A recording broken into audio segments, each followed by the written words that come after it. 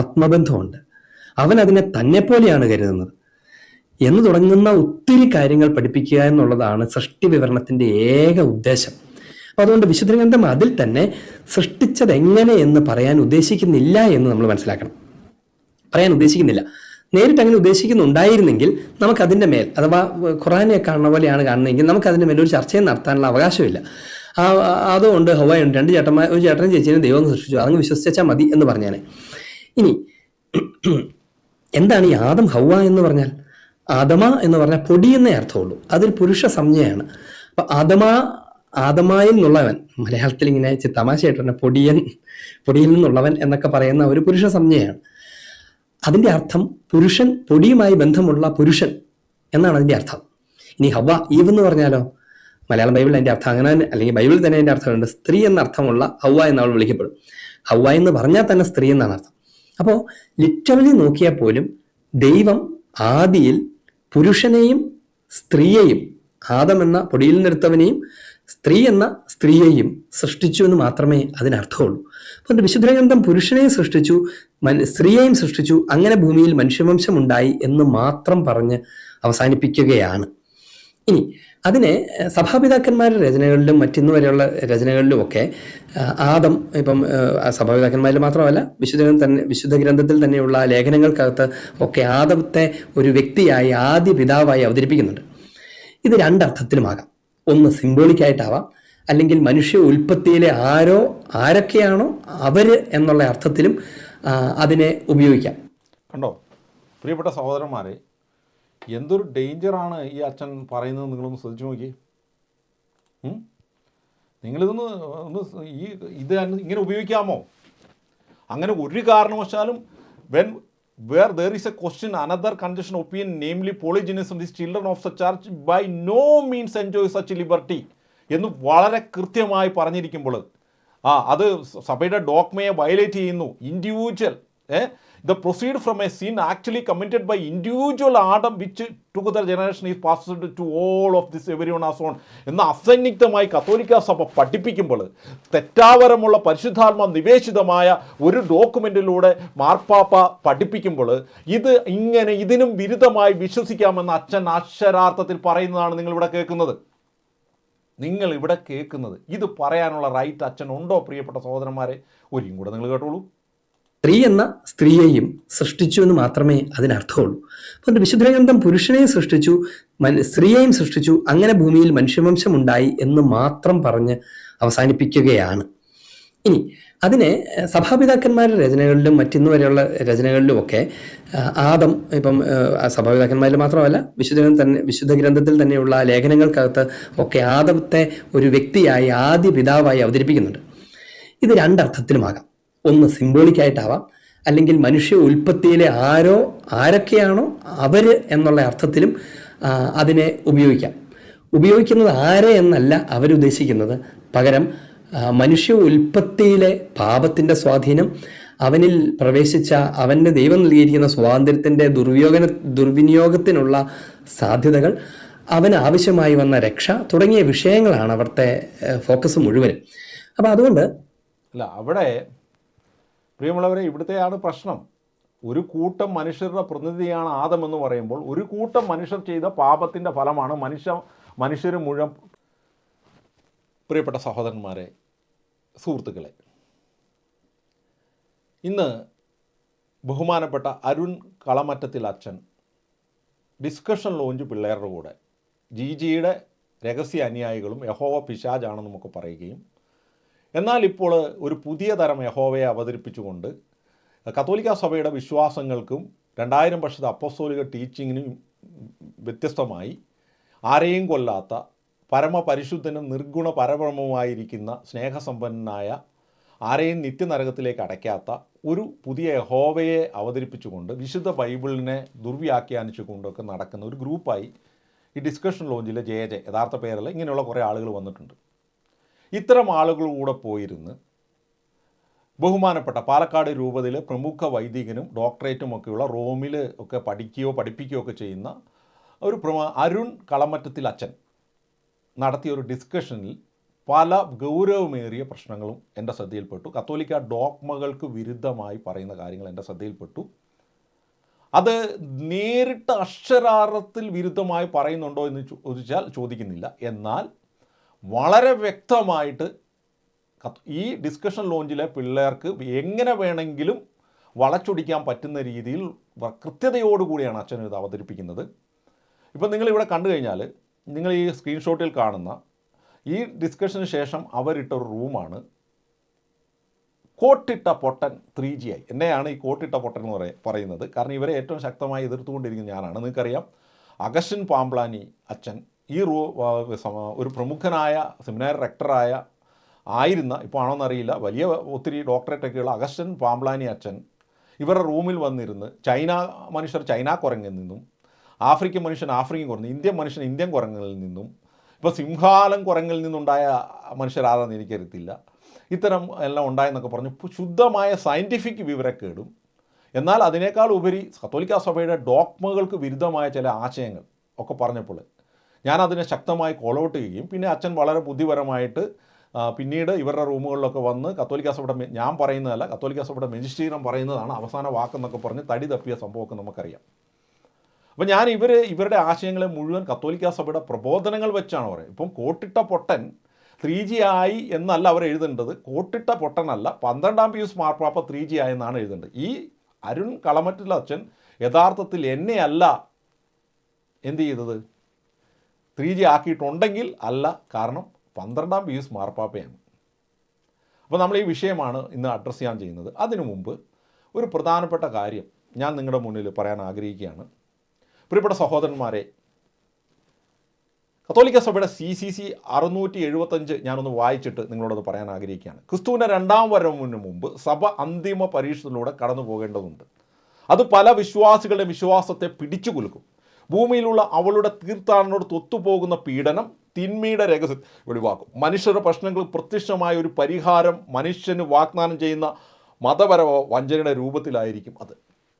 എന്താണ് മനുഷ്യൻ്റെ പ്രശ്നങ്ങൾക്ക് പരിഹാരം? പൊളിറ്റിക്കലി പറയാൻ പറ്റും, സയൻറ്റിഫിക്കലി പറയാൻ പറ്റും, പല രീതിയിലും പറയാൻ പറ്റും. ഇവിടെ മതപരമായ ഒരു വഞ്ചന. അപ്പം മതത്തിൻ്റെ ഉള്ളിൽ നിന്നുകൊണ്ട് മനുഷ്യൻ്റെ പ്രശ്നങ്ങൾക്ക് പരിഹാരം നൽകുന്ന ഒരു വഞ്ചന എന്ന് പറയുന്നതാണ് സുവിശേഷങ്ങൾക്ക് വിരുദ്ധമായ, ക്രിസ്തുവിൻ്റെ പ്രബോധനത്തിന് വിരുദ്ധമായ, കത്തോലിക്ക സഭയുടെ 2000 വർഷത്തെ അപ്പോസ്തോലിക പാരമ്പര്യത്തിന് വിരുദ്ധമായ ചില ആശയങ്ങൾ പരിഹാരമായി നൽകും. തിയോളജിക്കൽ വ്യൂ പോയിന്റുകൾ പരിഹാരമായി നൽകുമെന്നാണ് പറയുന്നത്.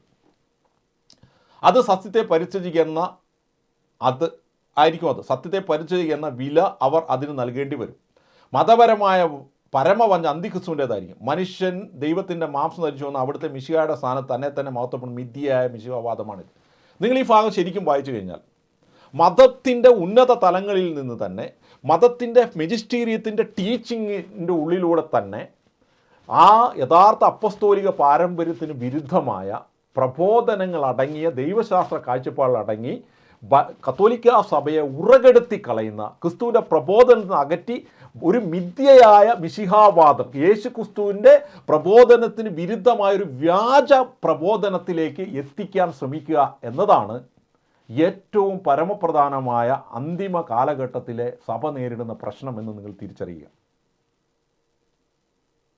പ്രിയമുള്ളവരെ, ഇന്ന് സഭയുടെ തലപ്പത്ത് ബൈബിൾ കമ്മീഷൻ്റെയും വിശ്വാസ സംഘത്തിൻ്റെയും മറ്റ് കമ്മീഷനുകൾക്ക് തലപ്പത്തിരിക്കുന്ന വലിയ സ്കോളേഴ്സായ പല അച്ഛന്മാരും ഇതുപോലെയുള്ള സഭയുടെ 2000 വർഷത്തെ അപ്പസ്തോലിക പാരമ്പര്യങ്ങളെ തള്ളുന്ന പ്രബോധനങ്ങൾക്ക് പകരം തങ്ങളുടേതായ തിയോളജിക്കൽ പ്രബോധനങ്ങളും തങ്ങളുടെ ഗ്രൂപ്പുകൾ ഉണ്ടാക്കുന്ന തിയോളജിക്കൽ സെമിനാരികളിലും കോക്കസുകളിലും ഉണ്ടാകുന്ന തെറ്റായ പ്രബോധനങ്ങളുമൊക്കെ അവതരിപ്പിച്ചുകൊണ്ട് സഭയുടെ പ്രബോധനങ്ങളെ തന്നെ, അപ്പസ്തോലിക ടീച്ചിങ്ങളെ തന്നെ വളച്ചൊടിക്കുന്ന ഒരു സമീപനമുണ്ട്. ദുഃഖകരെന്ന് പറയട്ടെ, സഭ പല കമ്മീഷനുകളും, സഭയുടെ ഉത്തരവാദിത്തപ്പെട്ട സഭയെ നയിക്കേണ്ട ബൈബിൾ കമ്മീഷൻ, വിശ്വാസ കമ്മീഷൻ, സൺഡേ സ്കൂൾ കമ്മീഷനൊക്കെ വരുമ്പോൾ അവർ ഈ വ്യക്തിയുടെ വിശ്വാസത്തെക്കാൾ ഉപരി സ്കോളർഷിപ്പിനെയാണ് നോക്കുക.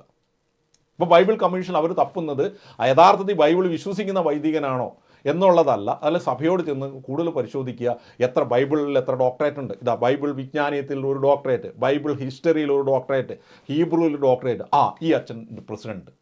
അങ്ങനെ കുറേ അച്ഛന്മാരെ, സ്കോളർലി ഡോക്ടറേറ്റൊക്കെയുള്ള അച്ഛന്മാരെ, ഹൈലി ജീനിയസുകളായ അച്ഛന്മാരെ വെക്കും.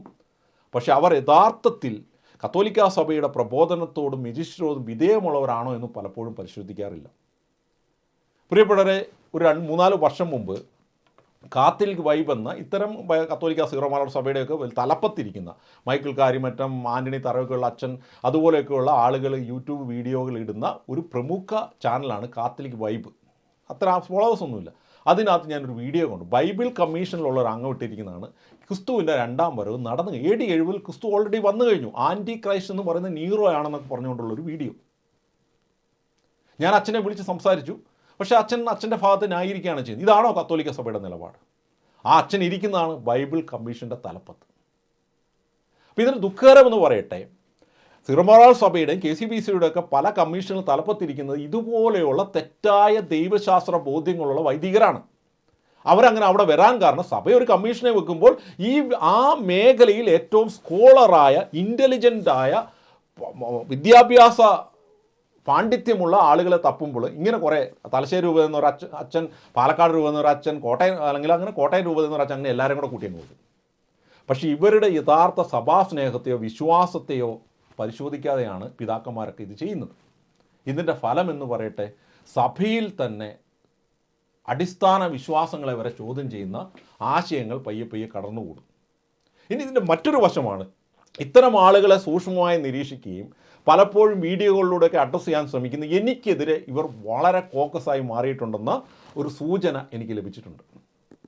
കാരണം ഈ തലപ്പത്ത് സീറോ മലബാർ സഭയുടെയോ അല്ലെങ്കിൽ ഒരു ബൈബിൾ കമ്മീഷൻ്റെയൊക്കെ POCയുടെയൊക്കെ തലപ്പത്തിരിക്കുന്ന അച്ഛന്മാരെന്ന് പറഞ്ഞാൽ അത് ഈ മലയാളികളുടെ ഇടയിലാണെങ്കിൽ അവിടെയുള്ള എല്ലാ രൂപതകളിലെയും പ്രമുഖരായ വലിയ സ്കോളേഴ്സായി എല്ലാവരും റെസ്പെക്ട് ചെയ്യുന്ന ഗ്രൂപ്പായിരിക്കുന്നത്.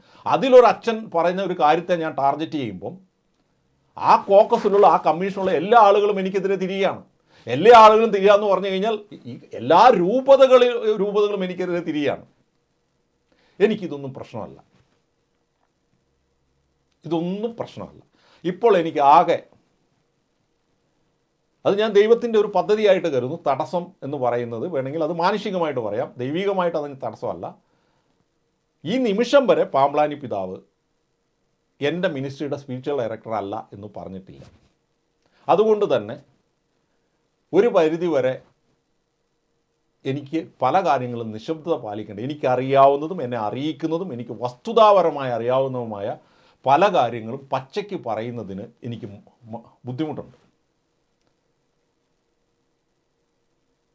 ഇനി അത്തരമൊരു സാഹചര്യം മാറിക്കഴിഞ്ഞാൽ ഇവരെല്ലാം കോക്കസിൻ്റെ ശക്തമായ പ്രവർത്തനത്തിലുള്ള പാമ്പ്ലാനി പിതാവ് പറയുവാണ്, ടിസനുമായിട്ട് ഞാൻ ഇതുവരെ ആയിരുന്നു, ഇനി ഞാൻ അദ്ദേഹത്തെ എൻ്റെ മിനിസ്ട്രിയുടെ ഭാഗമല്ല എന്ന് പാമ്പ്ലാനി പിതാവ്, ഞാൻ ഫ്രീ ആയി, ഞാനൊരു കത്തോലിക്ക വിശ്വാസിയാണ്. ഇപ്പോൾ ഇവരിൽ ചില ആളുകൾ എനിക്ക് വാട്സപ്പിൽ മെസ്സേജ് വിടുകയാണ്, എന്നെ കത്തോലിക്ക സഭയിൽ നിന്ന് പുറത്താക്കും, സീറോ ഉണ്ട്. നിങ്ങളാരും വിചാരിച്ചാലും, KCBC മൊത്തം വിചാരിച്ചാലും കത്തോലിക്ക സഭ വിശ്വാസത്തിന് വിരുദ്ധമായി ഞാൻ പറയാത്തിടത്തോളം കാലം എന്നെ നിങ്ങൾക്ക് പുറത്താക്കാൻ പറ്റില്ല. കാരണം ഞാൻ കത്തോലിക്ക സഭയിൽ വിശ്വസിക്കുന്നു, സഭയുടെ കാനാൻ ലോയിൽ വിശ്വസിക്കുന്നു. എനിക്ക് വേണമെങ്കിൽ വത്തിക്കാനിൽ പോയി വരെ എനിക്ക് എൻ്റെ ആർഗ്യുമെൻ്റ് വക്കീലിനെ വെച്ചോ എനിക്ക് നേരിട്ടോ തെളിയിക്കാൻ സാധിക്കുന്ന ഒരു സാമ്പത്തികവും സാഹചര്യങ്ങളുമാണ് എനിക്കുള്ളത്. ഇനി എന്നെ സംരക്ഷിക്കേണ്ടത് എൻ്റെ യേശുക്രിസ്തു ആണ് എന്നുള്ള ഉറപ്പുള്ളത് കൊണ്ട് ആര് വിചാരിച്ചാലും എന്നെ ദൈവം ആഗ്രഹിക്കുന്ന സമയത്ത് സാധിക്കും, അല്ലാതെ ഒന്നും സാധിക്കില്ല. അതുകൊണ്ട് അങ്ങനത്തെ ഭീഷണി ഇനി ആരെങ്കിലും വാട്സപ്പിലോ ഈ രീതിയിലൊക്കെ എനിക്ക് മെസ്സേജ് വിടുന്നുണ്ടെങ്കിൽ അതൊക്കെ അങ്ങ് നിർത്തിയേക്ക്.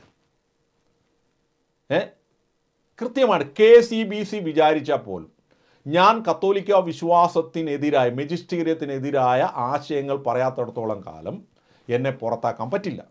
ഇനി ഞാൻ പറയുന്ന ആശയങ്ങൾ കത്തോലിക്ക വിശ്വാസത്തിനെതിരാണെന്ന് തെളിയിക്കാൻ കപ്പാസിറ്റിയുള്ള ഒറ്റ ഒരു വ്യക്തിയും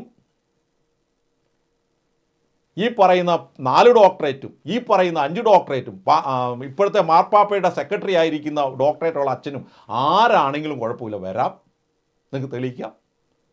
നിങ്ങളെക്കൊണ്ട് സാധിക്കില്ല എന്ന് ഞാൻ ഉറപ്പിച്ച് പറയുകയാണ്. ഓക്കെ, ഞാൻ ഇത്രയൊക്കെ പറഞ്ഞ് എന്തിനാണെന്ന് വെച്ചാൽ ചില ആളുകൾ ചിലപ്പം ഈ പറയുന്ന വൈദികരൊന്നും ഇതൊന്നും അറിഞ്ഞിട്ട് പോലും ഉണ്ടാകില്ല. കാരണം ഇവർക്ക് ഈ ടിസനെ പോലെയുള്ള കുറച്ച് ഈ ക്ലബ് ഹൗസിൽ സോഷ്യൽ മീഡിയയിൽ ഇരുന്ന് പറയുന്ന ആളെ ഒന്നും മൈൻഡ് ചെയ്യാനുള്ള നേരമൊന്നുള്ള ആളുകളല്ല. കാരണം ഇവർ ലക്ഷക്കണക്കിന് വിശ്വാസികളുടെ ഉത്തരവാദിത്തമുള്ള ആളുകളാണ്, നിലത്ത് നിൽക്കാൻ നേരമില്ലാത്ത ആളുകളാണ്. ഞാനിവിടെ ക്ലബ് ഹൗസിൽ അല്ലെങ്കിൽ ഒരു യൂട്യൂബ് വീഡിയോ ഇട്ടാൽ 100 പേരാണ് കാണുക. എന്നാൽ ഇവർ ഒരു പള്ളിയിൽ പോയി ഒരു ഇത്തരം വിഷയങ്ങൾ ഒരു സെമിനാർ എടുക്കുമ്പോൾ ചിലപ്പം 10ഉം 500ഉം സൺഡേ സ്കൂൾ അധ്യാപകരായിരിക്കും അവിടെ ഉണ്ടാകുക. എന്തും ആയിക്കോട്ടെ, നമുക്ക് വിഷയത്തിലേക്ക് ഇറങ്ങി വരാം. അപ്പോൾ നമ്മുടെ അരുൺ കളത്തിൽ അച്ഛൻ ഈ പറഞ്ഞ കുറേ വിഷയങ്ങളുണ്ട്. ഇതിലൊരു വിഷയം ഞാൻ ഈ അടുത്ത വീഡിയോയിൽ അഡ്രസ്സ് ചെയ്യും. കാരണം അച്ഛൻ്റെ വളരെ മനോഹരമായ ഒരു ടോക്കുണ്ട്. ദൈവഗർഭം 21 രണ്ടാം വത്തിക്കാൻ കൗൺസിൽ പഠന പരമ്പര എന്ന് പറയുന്ന ഒരു ടോക്കുണ്ട്. ഇതിനകത്ത് വളരെ നല്ല രീതിയിലാണ് അച്ഛൻ സംസാരിച്ചിട്ടുള്ളത്. പക്ഷേ വളരെ എക്സ്ട്രീം ലെവൽ ഡേഞ്ചറായ ഒരു ആർഗ്യുമെൻ്റ് അച്ഛൻ വെച്ചിട്ടുണ്ട്. അത് നമ്മൾ അടുത്ത വീഡിയോയിൽ അഡ്രസ്സ് ചെയ്യും. അതിലേക്ക് നമ്മൾ പോകുന്നില്ല, ഞാൻ നിങ്ങളോട് പറഞ്ഞതേ ഉള്ളൂ. അപ്പം ഈ 12ാം പീയൂസ് മാർപ്പാപ്പയെ 3G ആക്കുന്ന അച്ഛൻ്റെ ടോക്ക് ഒന്ന് നമുക്ക് കേട്ടുകളയാം. അച്ഛൻ 3G ആക്കിയിട്ടില്ല കേട്ടോ. ഈ ടോക്ക് കേട്ടാൽ 3G ആണോ എന്ന് നമ്മൾ പയ്യെ പരിശോധിക്കേണ്ടതാണ്. ഏതായാലും അതിൻ്റെ അവസാനത്തെ ഈ ഡിസ്കഷൻ ലോഞ്ചുകാരുടെ തന്ത്രം ഒന്ന് കേൾക്കാം. ജീവൻ ദൈവത്തിലേതാണെന്നും അതിൽ ആത്മാവിനെ ഇൻഫ്യൂസ് ചെയ്തത് ദൈവമാണെന്നും തുടങ്ങിയ കാര്യങ്ങൾ നിഷേധിക്കാത്തിടത്തോളം കാലം സൃഷ്ടി നടത്തിയത് എങ്ങനെയെന്ന്, അതായത് ഈ മണ്ണ് കൊഴിച്ചു എന്ന് പറയുന്നത് ഒരു മണ്ണുകുഴയ്ക്കൽ പ്രക്രിയ നടത്തിയിട്ടാണ് എന്ന് പറഞ്ഞാൽ ഓരോ പൊടിയും എടുത്ത് കൂട്ടിച്ചേർക്കുന്നത് പോലെ ഒരു ഏകോശ ജീവിയിൽ നിന്ന് അല്പാൽപമായി ഡെവലപ്പ് ചെയ്യിപ്പിച്ചാണ് ദൈവം മനുഷ്യനെ സൃഷ്ടിച്ചതെങ്കിലും നമുക്കതിനകത്തൊരു പരാതി ഉണ്ടാകേണ്ട, ഒരു തിയോളജിക്കലായിട്ടൊരു പ്രോബ്ലം ഉണ്ടാക്കേണ്ട ഒരു സാധ്യതയും അതിനകത്ത് നിലനിൽക്കുന്നില്ല. അതുകൊണ്ട് യൂണിജനീസിസ് ആണെങ്കിലും പ്ലൂരിജനീസിസ് ആണെങ്കിലും അത് വിശ്വാസത്തിന്റെ പെർസ്പെക്റ്റീവിൽ നിന്ന് അതിനൊരു തടസ്സവും വരുത്തില്ല. ഇവിടെ ഒരാളൊരു പ്ലൂറിജെനിസിസ് വിശ്വസിച്ചാൽ ഉള്ള പ്രശ്നം, തടസ്സം വരത്തില്ല എന്ന് വരുമുള്ള പ്രശ്നം, ആദവും ഹവ്വയും എന്ന 2 വ്യക്തികൾ ചേർന്ന് നടത്തിയ ഒരു തിന്മയിൽ നിന്നാണ്, പഴം പറിച്ചു നിന്നുള്ളതൊക്കെ മറ്റൊരു വിഷയം, അതൊക്കെ മാറ്റി, പാപത്തിൽ നിന്നാണ് മനുഷ്യവംശം മുഴുവൻ പാപികളായത് എന്ന ഡോക്മയെ അത് ബാധിക്കും. അതിന് ആ ഡോക്മയെ അത് ബാധിക്കാതിരിക്കണമെങ്കിൽ ഒരു സോഷ്യൽ കമ്മിറ്റ്മെൻറ്റ്, ഒരാൾ ചെയ്യുന്ന പാപം ആ സമൂഹത്തിന് മുഴുവൻ ബാധകമാണെന്നൊക്കെയുള്ള രീതിയിലുള്ള ബൈബിളിൻ്റെ പ്രബോധനങ്ങൾക്ക് ഒട്ടും യോജിക്കാത്ത ആർഗ്യുമെൻറ്റുകൾ അതിനകത്ത് കൊണ്ടുവെക്കേണ്ടി വരും. അപ്പോൾ ഒന്നാമത്തെ ഡോക്മ വയലേറ്റ് ചെയ്യുന്നത് ആദവും ഹവ്വയും എന്ന 2 വ്യക്തികളുടെ, ഒരു ജോഡി മനുഷ്യർ ചെയ്ത പാപത്തിൽ നിന്നാണ് മനുഷ്യരെല്ലാം പാപികളായെന്ന ഡോക്മയെ വയലേറ്റ് ചെയ്യും. ഇനി ഇങ്ങനെ ഒരു ഡോക്മയല്ല, അനേകം ഡോക്മയുണ്ട്. ഈ ഡോക്മയെ ബേസ് ചെയ്തിട്ടാണ് ക്രിസ്തുവിൻ്റെ ക്രൂശുമരണവും പാപമോചനവും എല്ലാം കിടക്കുന്നത്. അടിസ്ഥാന കത്തോലിക്ക വിശ്വാസത്തെ തന്നെ ഇത് ബാധിക്കും. പിന്നെ തരം അവിയൽ പരുവത്തിൽ എല്ലാത്തിനെയും വെളുപ്പിച്ച് എല്ലാത്തിനെയും ഒരു അവിയൽ പരുവത്തിൽ ഒരു കാഠിന്യം നഷ്ടപ്പെട്ടു പോയ അവസ്ഥയിലേക്ക് പോകും. പകരം അങ്ങനെ വരുന്ന ഒരു സമയത്ത് ആദം അഥവാ ഹവ്വ എന്ന് പറയുന്നവർ ആദ്യത്തെ മനുഷ്യരോ എന്നുള്ള അർത്ഥത്തിൽ നമുക്ക് സ്വീകരിക്കാവുന്നതേ ഉള്ളൂ. ഇനി മാർപ്പാപ്പ ഉമാനി ജനേസിസിനകത്ത് അങ്ങനെ പറയുന്നത് ഇതിൻ്റെ ഒരു പശ്ചാത്തലം ദൈവത്തിൻ്റെ സൃഷ്ടിയെയും മനുഷ്യവംശത്തിൻ്റെ ഒറിജിനെയും സിമ്പിളായിട്ട് തള്ളിക്കളയുന്ന തരത്തിലുള്ള എന്താ പറയുക, ടു സയൻറ്റിസിസ്റ്റിക് ആയിട്ടുള്ള അവതരണങ്ങളിലേക്കൊന്നും പോകേണ്ടതില്ല. വിശുദ്ധ ഗ്രന്ഥം അവതരിപ്പിക്കുന്ന ആദം എന്ന വ്യക്തിയും ഹവ്വ എന്ന വ്യക്തിയും പ്രസക്തിയുള്ളവർ തന്നെയാണ്. അങ്ങനെ ഒരാളും ഒന്നുമില്ലായിരുന്നു, അത് ചുമ്മാ ഒരു കഥയ്ക്ക് വേണ്ടിയുള്ള മനുഷ്യരാണ് എന്ന മട്ടിൽ അതിനെ കാണേണ്ട സാഹചര്യം ഇപ്പോൾ ഇല്ല എന്ന് പഠിപ്പിക്കാൻ വേണ്ടിയിട്ട് മാത്രമാണ്. ഇപ്പോൾ ഇല്ല എന്ന് മാത്രം പറയുകയാണെങ്കിൽ എപ്പോഴെങ്കിലും ഉണ്ട് എന്നാണോ പറയുന്നത്? ഇപ്പോൾ ഇല്ല. മാർപ്പാപ്പ ആ ചാക്രിയ ലേഖനം എഴുതുന്ന സമയത്ത് എന്നാണ് എഴുതിയത്? എൻ്റെ ഡേറ്റ് ഇവിടെ കാണുന്നില്ല. 12ാം പീയൂസ് മാർപ്പാപ്പ എഴുതിയതിൻ്റെ ഡേറ്റ് ഇതിനകത്ത് കാണുന്നില്ല, ഞാൻ കൃത്യം ഓർക്കുന്നില്ല. എഴുതിയ സമയത്ത് അപ്പോൾ ഇപ്പോൾ എത്ര കാലത്തേക്കാണ് അത് പണ്ടുണ്ടായിരുന്നു, അതോ ഇനി ഫ്യൂച്ചറിൽ ആ സാഹചര്യം മാറുമോ? പ്രിയമുള്ളവരെ, ഞാനിതൊന്ന് വായിക്കാം. 12ാം പീയൂസ് മാർപ്പാപ്പയുടെ എൻസൈക്കിൾ ഹ്യൂമാനി ജെനറിസിൻ്റെ 37ാം ഖണ്ഡികയാണ് ഞാൻ വായിക്കുന്നത്. നമുക്കൊന്ന് വായിച്ചു നോക്കാം. നിങ്ങൾ ഇനി ഇതിനു മുമ്പ് ഒരു പ്രധാനപ്പെട്ട പോയിന്റ് നിങ്ങൾ മനസ്സിലാക്കുന്നുണ്ട്. കത്തോലിക്ക സഭയുടെ ഔദ്യോഗിക ടീച്ചിങ് അനുസരിച്ച് അപ്പോസ്തോലിക് ലെറ്ററുകൾ തെറ്റാവരമുള്ള ഡോക്യുമെൻ്റാണ് എന്ന് പറഞ്ഞാൽ ആഗോള സഭയെ ധാർമ്മികവും വിശ്വാസപരമായി പഠിപ്പിക്കാൻ വേണ്ടി തൻ്റെ സിംഹാസനത്തിൽ നിന്ന് അല്ലെങ്കിൽ തൻ്റെ അധികാരത്തിൽ നിന്നുകൊണ്ട് സഭയുടെ തലവനായ മാർപ്പാപ്പ പ്രബോധിപ്പിക്കുമ്പോൾ മാർപ്പാപ്പയ്ക്ക് തെറ്റുപറ്റില്ല എന്നാണ് കത്തോലിക്ക വിശ്വാസം. അതിനാണ് ഇൻഫാബിലിറ്റി എന്ന് പറയുന്നത്. അങ്ങനെ പഠിപ്പിക്കുന്നതാണ് ചാക്രിയ ലേഖനങ്ങൾ, സഭയുടെ കൗൺസിൽ രേഖകൾ, മാർപ്പാപ്പ വെക്കുന്ന കൗൺസിൽ രേഖകളൊക്കെ. അങ്ങനെ പഠിപ്പിക്കുന്ന രേഖകൾ ഒരു കത്തോലിക്ക വിശ്വാസി നിരുപാധികം വിശ്വസിക്കാൻ ബാധ്യസ്ഥനാണ്. അപ്പോൾ ഒരിക്കൽ ഒരു 1000 വർഷം മുമ്പ് ഒരു വിഷയം പഠിപ്പിച്ചാൽ അത് ഒരു 100-200 വർഷം കഴിയുമ്പോൾ, 100-500 വർഷം കഴിയുമ്പോൾ, 1000 വർഷം കഴിയുമ്പോൾ അതിന് നേരെ ഓപ്പോസിറ്റ് പഠിപ്പിക്കുമെന്നല്ല അതിൻ്റെ അർത്ഥം. ആകെ വരാവുന്നത് നിലവിൽ പഠിപ്പിച്ച കാര്യങ്ങൾക്ക് കുറച്ചും കൂടെ വ്യക്തത വരുമെന്ന് മാത്രമേ ഉള്ളൂ. 1ാം ക്ലാസ്സിൽ പഠിപ്പിച്ച അല്ലെങ്കിൽ 5ാം ക്ലാസ്സിൽ പഠിപ്പിച്ച കണക്ക് 10ാം ക്ലാസ്സിലെത്തുമ്പം തെറ്റുമോ? ഇല്ല, അത് കുറേയും കൂടെ വ്യാപ്തിയും ആഴമുള്ളതായി തീരുന്നു മാത്രമേ ഉള്ളൂ. 10ാം ക്ലാസ്സിൽ പഠിക്കുന്ന കണക്ക് പ്രീ ഡിഗ്രിക്ക് എത്തുമ്പോൾ കുറേയും കൂടെ വ്യാപ്തിയാവും. എന്ന് പറഞ്ഞ പോലെ 1ാം നൂറ്റാണ്ടിൽ 2ാം അല്ലെങ്കിൽ 10ാം നൂറ്റാണ്ടിൽ സഭ ഇറക്കിയ ഒരു ചാക്രിക ലേഖനം, തെറ്റാവരത്തോടു കൂടി ഒരു ഡോഗ്മാറ്റിക് തിയോളജി 21ാം നൂറ്റാണ്ടിലെത്തുമ്പോൾ കുറച്ചും കൂടെ വ്യാപ്തി വരാം. പരിശുദ്ധാത്മാവാണ് നയിക്കുന്നത്. അങ്ങനെ വരുന്നുകൊണ്ട് ദൈവശാസ്ത്രപരമായ അണ്ടർസ്റ്റാൻഡിങ്ങിൽ ക്ലാരിറ്റി വരും, വ്യാപ്തി വരും. പക്ഷെ ഒരിക്കലും 10ാം നൂറ്റാണ്ടിൽ ഇറക്കിയ ഒരു ഡോഗ്മാറ്റിക് തിയോളജിക്ക് ഓപ്പോസിറ്റ് ആകത്തില്ല, എതിരാകത്തില്ല. അപ്പോൾ ഇനി ഞാൻ നിങ്ങൾ വായിക്കാൻ പോകുന്നത്, അതുകൊണ്ട് തെറ്റാവരമുള്ള ഡോക്യുമെൻറ്റുകൾ, ഇത് ആധുനിക കാലത്തെ ഡോക്യുമെൻ്റാണ്. 12ാം പീയൂസ് മാർപ്പാപ്പ ആധുനിക കാലത്തെ മാർപ്പാപ്പയാണ്. ഇൻഡസ്ട്രിയൽ വിപ്ലവം ആരംഭിച്ചതിന് ശേഷം പരിണാമവാദമൊക്കെ വന്നതിന് ശേഷമുള്ള മാർപ്പാപ്പയാണ്. നമുക്ക് വായിക്കാം. When however there is a question of another conjunctional opinion, normally polygenism, the children of the church by no means enjoy such a liberty. Polygenism hold ചെയ്യാൻ ചിൽഡ്രൻ ഓഫ് ദ ചർച്ച് ഒരു തരത്തിലും എന്ത് ചെയ്യുന്നില്ല, ആ ലിബർട്ടി സഭ അനുവദിക്കുന്നില്ല എന്നാണ് വളരെ കൃത്യമായി പറഞ്ഞിട്ടുള്ളത്. അപ്പോൾ പ്രിയപ്പെട്ട സഹോദരന്മാരെ, ഞാൻ ആ എൻസൈക്കിൾ ലെറ്റർ തന്നെയാണ് ഗൂഗിൾ ക്രോമിൽ വത്തിക്കാൻ്റെ ഒഫീഷ്യൽ സൈറ്റിൽ നിന്ന് എടുത്ത് നിങ്ങളെ കാണിച്ചിരിക്കുന്നത്. അപ്പോൾ നമ്മളതിൻ്റെ 37 ആയിരുന്നല്ലോ നമ്മൾ വായിച്ചത്. 37ലേക്ക് പോകാം. ഇത് വളരെ മനോഹരമായൊരു ലെറ്ററാണ്. ഈ ആധുനിക കാലത്ത് സയൻസും ഒക്കെ വളർച്ചയിൽ എങ്ങനെയാണ് ഒരു കത്തോലിക്ക വിശ്വാസി തൻ്റെ പൊസിഷൻ സ്വീകരിക്കേണ്ടതെന്ന് ആണ് പറയുന്നത്. മറ്റൊരു മനോഹരമായ ലെറ്ററാണ് ജോൺ പൗൽ II മാർപ്പാപ്പയുടെ വിശ്വാസവും യുക്തിയും എന്ന ചാക്രിക ലേഖനം. അപ്പോൾ ഇതൊക്കെ നമ്മൾ വായിച്ചില്ലെങ്കിൽ വളരെയധികം അപകടം ഉണ്ടാവും. ഞാൻ ഈ ബഹുമാനപ്പെട്ട വൈദികനോട് പറയുകയാണ്, വളരെ സൂക്ഷ്മതയോടെ ഇതൊക്കെ ഒന്ന് വായിക്കണം. ഓക്കെ. അപ്പോൾ നമ്മൾ നേരത്തെ പറഞ്ഞിരുന്നത് 37 അല്ലേ, 37 നമുക്കൊന്ന് ഇതിൽ നിന്ന് തന്നെ, ഞാൻ സ്ലൈഡിൽ കാണിക്കുന്നതല്ല, ഈ ഒഫീഷ്യൽ സൈറ്റിൽ വെബ്സൈറ്റിൽ നിന്ന് തന്നെ പോയി അതിൻ്റെ 3 തൊട്ട് 36 തൊട്ടുന്ന്. For this reason teaching authority of church does not forbid that the formity of the present state of human science and sacred theology research and discussion. ഇത് സഭ ഒരിക്കലും ഒരു റിസർച്ചിനെയും ഒരു തരത്തിലുള്ള പോളിജനിസം ഉണ്ടോ എന്നുള്ള റിസർച്ച് ഒരു സയൻറ്റിസ്റ്റിന്, ഒരു കത്തോലിക്ക വിശ്വാസിക്ക് നടത്താം. അതിനെയൊന്നും സഭ തടയുന്നില്ല, സഭ അത് പറയുന്നില്ല. On that part, men experience the both field take place with regards to the doctrine of the evolution. In as far as inquiry into the origin of the human body as coming from the pre-existing and living matter. അപ്പോൾ സഭയ്ക്ക് ഒരു ഞാനൊക്കെ പറയുന്ന theistic evolution, പൊടിയിൽ നിന്ന് കുഴച്ചു വന്ന അക്ഷരാർത്ഥത്തിൽ എടുക്കേണ്ട ആവശ്യമില്ല, നാച്ചുറലിൽ നിന്ന് ദൈവം രൂപപ്പെടുത്തിയെന്ന് എടുത്താലും മതി എന്നൊക്കെ സഭ കൃത്യമായ നിർദ്ദേശം നൽകുകയാണ്. For the Catholic Church oblige to us hold that soul are immediately created by the God. However, this must be done to such a way that the reason to the both opinions, that is those favorable and those unfavorable the evolution, be weighed and judged with necessity, seriousness, modern and measure and provided that all the prepared to submit to the judgment of the church, to whom Christ has given the mission of interpretation authoritatively sacred scripture and defending on the dogmas of the faith. ഞാനതിൻ്റെ ഒരു exact ട്രാൻസ്ലേഷനല്ല പറയുന്നത്. സഭയുടെ ഉത്തരവാദിത്തമാണ് ഇത്തരം കാര്യങ്ങളൊന്നും സഭ തടയുന്നില്ല. പക്ഷേ Sacred സ്ക്രിപ്ചറിൻ്റെ, വിശുദ്ധ ഗ്രന്ഥത്തിൻ്റെ അതോറിറ്റി സഭയ്ക്കാണ്. അതിനെ ഡിഫെൻഡ് ചെയ്യേണ്ട ഡോക്മകളെ, കത്തോലിക്ക സഭയുടെ ഡോക്മകളെ തടയേണ്ട അതോറിറ്റിയും സഭയ്ക്കാണുള്ളത് എന്നാണ് പറയുന്നത്. അതുകൊണ്ട് സഭയ്ക്ക് വിധേയമായിരിക്കണം ഒരു കത്തോലിക്ക വിശ്വാസി എന്നാണ് പറയുന്നത്.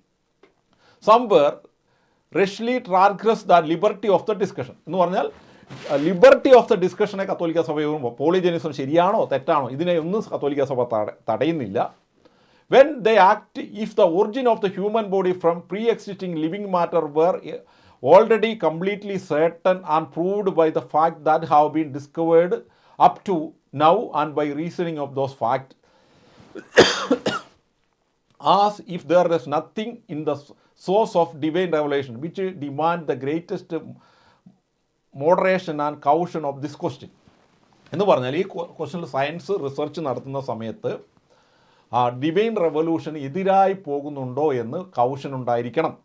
ഇപ്പം ഞാൻ ഇതിൽ മറ്റേ അതിലേക്ക് പോകുന്നതിന് മുമ്പ് പ്രിയപ്പെട്ട സഹോദരന്മാരെ, സഭ പറയുന്ന വേറെ ചില കാര്യങ്ങളും കൂടെ ഈ ഹ്യൂമൻ ജെനിസിസ് എന്ന് പറയുന്ന ഈ രേഖയിൽ പറയുന്ന 9ാമത്തെ പോയിന്റ് ഞാൻ വായിക്കുകയാണ്. ആദ്യം, now Catholic theologians and philosophers whose grave duty it is to defend the natural and supernatural truth of instilled it in the heart of the man cannot afford to ignore or neglect this more or less erroneous opinions. എന്ന് പറഞ്ഞാൽ സയൻസിൻ്റെ കണ്ടെത്തലുകളിലൂടെ, കാരണം സയൻസിൻ്റെ കണ്ടെത്തലുകളൊന്നും പൂർണ്ണമല്ല, അപ്പം വരുന്ന ചില മിസ്റ്റേക്കുകളെ പ്രാധാന്യം കൊടുത്തുകൊണ്ട്, അല്ലെങ്കിൽ സയൻസിന് പ്രാധാന്യം കൊടുത്തുകൊണ്ട് ഡിവൈൻ റെവല്യൂഷനെയും സൂപ്പർ നാച്ചുറലായ വിശുദ്ധ ബൈബിളിലെ അല്ലെങ്കിൽ സഭയുടെ പ്രബോധനത്തിലെ റെവല്യൂഷനുകളെ എതിർക്കപ്പെടാതിരിക്കാൻ വളരെ ഉത്തരവാദിത്തോടു കൂടി വേണം ഈ സഭയുടെ മക്കൾ പ്രവർത്തിക്കാൻ, തിയോളജൻസും ഫിലോസഫേഴ്സും കത്തോലിക് തിയോളജൻസും ഒക്കെ പ്രവർത്തിക്കാനെന്ന് സഭ പറഞ്ഞിട്ട്, അതായത് they must come to the understand the same theories well, both because diseases are not properly treated unless they are rightly diagnosed, and because sometimes even in these false theories a certain amount of truth is contained, and finally because these theories provoke more subtle discussion and evolution of the philosophical and theological truths. എന്ന് പറഞ്ഞാൽ science 100% എംപെരിക്കലി prove ചെയ്യാത്ത കാര്യങ്ങളാണ് theories, hypothesis ഒക്കെ. ഇതിന് പ്രധാനം കൊടുക്കാതെ സഭയുടെ വിശ്വാസത്തിൽ ഉറച്ചു നിന്നുകൊണ്ട് സഭയുടെ വിശ്വാസത്തോട് ചേർന്ന് പോകുന്ന രീതിയിൽ ഇത്തരം തിയറീസിനെയൊക്കെ മനസ്സിലാക്കാൻ ശ്രമിക്കണം, അല്ലെങ്കിൽ ഇൻ്റർപ്രറ്റ് ചെയ്യാൻ ശ്രമിക്കണമെന്നാണ് പറയുന്നത്. പക്ഷേ ഈ തിയറികളെയൊന്നും അതിൻ്റെ അന്വേഷണത്തെ ഒന്നും സഭ തടയുന്നില്ല എന്നാണ് ഇവിടെ പറയുന്നത്. നിങ്ങളിത് വായിച്ചാൽ മതി, 9ാമത്തെ ഖണ്ഡിക. അപ്പോൾ നമ്മളിവിടെ വായിച്ചുകൊണ്ടിരുന്നത്, പ്രിയപ്പെട്ട സഹോദരന്മാരെ, ഇനി when they act as the origin of the human body from pre-existing living matter were already completely certain and proved by fact that you have been discovered up to now and by reasoning of those facts, and as if there were nothing in the source of divine revelation which demand the greatest moderation and caution of this question. എന്നാൽ divine റെവലേഷനെ എതിർക്കുന്ന രീതിയിൽ വന്നാൽ ഇത്തരം തിയറികൾക്ക് വലിയ moderation തിയോളജൻസും ഒക്കെ ആ ചർച്ച അതോറിറ്റിക്ക് വിധേയമായി നൽകേണ്ടതുണ്ടെന്നാണ് പറയുന്നത്. ഇനിയാണ് ഞാൻ ഈ അച്ഛൻ പറഞ്ഞ പോയിന്റിനെ ഡയറക്റ്റ് അഡ്രസ്സ് ചെയ്യുന്ന ഭാഗം വരുന്നത്. അച്ഛൻ പറഞ്ഞത് നമുക്ക് സ്വീകരിക്കാൻ പറ്റുമോ? ഈ 12ാം പിയൂസ് മാർപ്പാപ്പയെ 3G ആക്കുമ്പോൾ കത്തോലിക്ക സഭയുടെ മെജിസ്റ്റീരിയത്തെയാണ് 3G ആക്കുന്നത്, പരിശുദ്ധാത്മാവിനെയാണ് 3G ആക്കുന്നത്. Where here there is a question of another conjunction. നമുക്ക് അതിലേക്ക് തന്നെ പോകാം, ഞങ്ങൾ പവർ പോയിന്റ് സെഷനിൽ അത് എവിഡൻസ് ചെയ്തിട്ടുണ്ട്. Another conjunction opinion namely polygenism, ഒരു ക്വസ്റ്റ്യൻ, പോളിജനിസം എന്ന് പറയുന്ന opinion. The children of the church by no mean enjoy such liberty. Polygenism എന്ന ഒപ്പീനിയൻ ഹോൾഡ് ചെയ്യാൻ, അത് എൻജോയ് ചെയ്യാനുള്ള ഒരു സ്വാതന്ത്ര്യവും ചിൽഡ്രൻ ഓഫ് ചർച്ചിന് കൊടുത്തിട്ടില്ല. അത് അന്ന്, ഇപ്പം അച്ഛൻ പറഞ്ഞത് നിങ്ങൾ കേട്ടല്ലോ, അന്നത്തേക്ക് മാത്രമാണ്. അപ്പോൾ ഇന്നുള്ള വിശ്വാസികൾക്ക് പോളിജനിസം എന്ന ആ പൊസിഷൻ ഹോൾഡ് ചെയ്യാനുള്ള സ്വാതന്ത്ര്യം ഉണ്ടെന്നാണോ അച്ഛൻ പറയുന്നത്?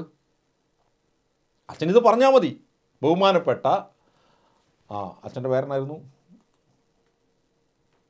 അരുൺ കളമറ്റത്തിൽ അച്ഛൻ, താങ്കൾ ഇത് പറഞ്ഞാൽ മതി, താങ്കൾ ഇത് പറഞ്ഞാൽ മതി. അത് അന്നത്തേക്ക് മാത്രമായിരുന്നു. താങ്കൾ അതാണ് ഇവിടെ പറയുന്നത്. പ്രിയപ്പെട്ട സഹോദരൻ, ഇതല്ല, ഇത് എല്ലാ കാലത്തും കത്തോലിക്ക വിശ്വാസികൾക്ക് അധികം തെറ്റാവരമുള്ള ഒരു ഡോക്യുമെൻ്റാണ്. ഇനി 15 വർഷമല്ല 200 വർഷം കഴിഞ്ഞിട്ടുള്ളൊരു കത്തോലിക്ക വിശ്വാസിക്കും ഈ എൻസൈക്ലിക്കൽ ലെറ്റർ തെറ്റാവരമുള്ളൊരു ഡോക്യുമെൻ്റായിട്ട് സ്വീകരിക്കാൻ ബാധ്യസ്ഥരാണ്. ഇനി ഈ ഒരു കാലത്തും സഭാ ചരിത്രത്തിലൊരിക്കലും ഈ എൻസൈക്ലിക്കൽ ലെറ്ററിന് ഓപ്പോസിറ്റായിട്ട് നാളെ പോളിജനിസം എന്ന പൊസിഷൻ സ്വീകരിക്കാമെന്ന് കത്തോലിക്ക സഭ ഒരിക്കലും പറയില്ല. സയൻസിന് ഒരിക്കലും ഇത് എംപെരിക്കലി പ്രൂവ് ചെയ്യാൻ പറ്റത്തുമില്ല. അത് മറ്റൊരു തലം. For the faithful cannot embrace that opinion which maintains that either after Adam there is existed on this each true man who did not take their origin through natural generations from him as from his first parent of all, or that Adam represents a certain number of first parents. ഇതൊന്നും കത്തോലിക്ക വിശ്വാസിക്ക് ഒരു കാരണവശാലും hold ചെയ്യാൻ പറ്റില്ല. ഒരു certain, ഇപ്പോൾ അച്ഛൻ ഇത് തന്നെയാണ് പറഞ്ഞത്, വളരെ കൃത്യമായി അച്ഛൻ നിങ്ങൾ പറയുന്നത് കേട്ടു. ഒരു സേർട്ടൺ നമ്പർ ഓഫ് മനുഷ്യരുടെ, ഒരു കൂട്ടം മനുഷ്യരുടെ പ്രതിനിധിയായിട്ടാണ് ബൈബിളിൽ ആദത്തെ അവതരിപ്പിച്ചിരിക്കുന്നത് എന്ന പൊസിഷൻ ഒരു കത്തോലിക്ക വിശ്വാസിക്ക് ഒരു കാരണവശാലും സ്വീകരിക്കാൻ പാടില്ല എന്ന് അസന്നിഗ്ധമായി ഈ ചാക്രിക ലേഖനത്തിൽ പറഞ്ഞിരിക്കുകയാണ്. അത് കേവലം അന്നത്തെ കുറച്ച് ആളുകൾക്ക്, ഒരു ഇന്നത്തെ അല്ല കുറച്ച് മുമ്പ് വരെയുള്ള ആളുകൾക്ക് വേണ്ടി മാത്രമാണോ ഇത് പറഞ്ഞിരിക്കുന്നത്? ഇന്നത്തെ ആളുകൾക്ക് സ്വീകരിക്കാമോ? അച്ഛനാണ് ഇതിന് മറുപടി പറയേണ്ടത്. Now it is in no way apparent how such an opinion can be reconciled with that which is source of revealed truth and the document of the teaching authority of the church proposed with regard to the origin sin. ജന്മപാപത്തെക്കുറിച്ചുള്ള കത്തോലിക്ക സഭയുടെ ഡോക്ട്രിനെതിരായിട്ട് വരും ഈ opinion എന്നാണ് ഇവിടെ പറയുന്നത്. which proceed from the sin actually committed by the individual Adam. ഒരു ഇൻഡിവിജ്വലായ, ഒരു വ്യക്തിയായ ആദം ചെയ്ത പാപത്തിൻ്റെ ഫലമാണ് ഒറിജിനൽ സിൻ എന്ന് പറയുന്ന കത്തോലിക്ക സഭയുടെ ഡോക്മ, വിശ്വാസ സത്യം എന്ന് പറയുന്നത് കെടാവിളക്കാണ്. അതിന് മാറ്റമില്ലാത്ത വിശ്വാസ സത്യത്തിനെതിരായി വരുമെന്നാണ് പറയുന്നത്. And which through generation is passed to all of every one as in his. പ്രിയപ്പെട്ട സഹോദരങ്ങളെ, അച്ഛൻ ഈ പറഞ്ഞത് ഇതിനെതിരാണ്. ഒരു കാരണവശാലും ഒരു കത്തോലിക്ക വൈദികൻ ഒരു പബ്ലിക് പ്ലാറ്റ്ഫോമിൽ നിന്ന് തിയോളജിക്കൽ ഡിസ്കഷനിൽ ഇതൊക്കെ നടത്താം, പക്ഷേ സാധാരണ വിശ്വാസികളോട് ഇത് പറയാൻ പാടില്ല. പ്രിയപ്പെട്ട അച്ഛൻ്റെ പേരെന്നായിരുന്നു? അരുൺ കളമറ്റത്തിൽ അച്ഛ, താങ്കൾ ഹ്യൂമാനി ജെനിസിസ് എന്ന ഈ ചാക്രിക ലേഖനം പലതവണ ആവർത്തിച്ച് വായിക്കണം. 2, യുക്തിയും ചെന്നുവെന്ന ചാക്രിക ലേഖനം, വിശ്വാസവും യുക്തിയും എന്ന ഈ ചാക്രിക ലേഖനം താങ്കൾ ദയവ് ചെയ്ത് ഈ ചാക്രികത്തിൻ്റെ പേര് വിശ്വാസവും യുക്തിയും, മലയാളത്തിൽ ജോൺ പോൾ രണ്ടാമൻ മാർപ്പാപ്പയുടെ ചാക്രിക ലേഖനമാണ്. ഇതിലെങ്ങനെയാണ് ഒരു വിശ്വാസി യുക്തി ഉപയോഗിക്കേണ്ടത് എന്നും ഫിലോസഫിയും സയൻസിനെ സമീപിക്കേണ്ടതെന്നും ഫിലോസഫിയും സയൻസും സമീപിക്കുന്ന വിശ്വാസത്തിൻ്റെ പ്രസക്തി എന്തെന്നുമൊക്കെ വളരെ കൃത്യമായിട്ട് പറഞ്ഞിട്ടുണ്ട്. താങ്കൾ ദയവ് ചെയ്ത് വായിക്കണം. അങ്ങനെ വായിച്ചാൽ താങ്കൾ ഓക്കെ, നിഷേധാത്മകമായി എനിക്കെതിരെ ചിന്തിക്കുന്നവരാണ് ഭൂരിപക്ഷം. താങ്കൾ എങ്ങനെയാണ് ചിന്തിക്കുന്നതെന്ന് എനിക്കറിയില്ല. എൻ്റെ ബോധ്യങ്ങൾ താങ്കളോട് വിളിച്ചു പറയുക എന്നത് മാത്രമേ എനിക്ക് സാധിക്കുകയുള്ളൂ. അപ്പോൾ പ്രിയപ്പെട്ട സഹോദരന്മാരെ, ഇനി നമ്മൾ ഈ JJ എന്ന് പറയുന്ന വ്യക്തി ചോദിക്കുന്ന ചോദ്യവും അതിനുള്ള ആണ് നമ്മളിനി കേൾക്കാൻ പോകുന്നത്. ആ അച്ഛൻ്റെ വീഡിയോ നിങ്ങളിനി കേൾക്കാൻ പോവുകയാണ്. ഓക്കെ, ഞാൻ എഡിറ്ററിൽ ഇട്ടിരിക്കുന്നതാണ്, കേൾക്കാം. As from the first parents of all. അപ്പൊ ഈ ഡോക്യുമെന്റ് അല്ലെങ്കിൽ ചെയ്യാൻ പറ്റിയില്ല, അവര് അതിന്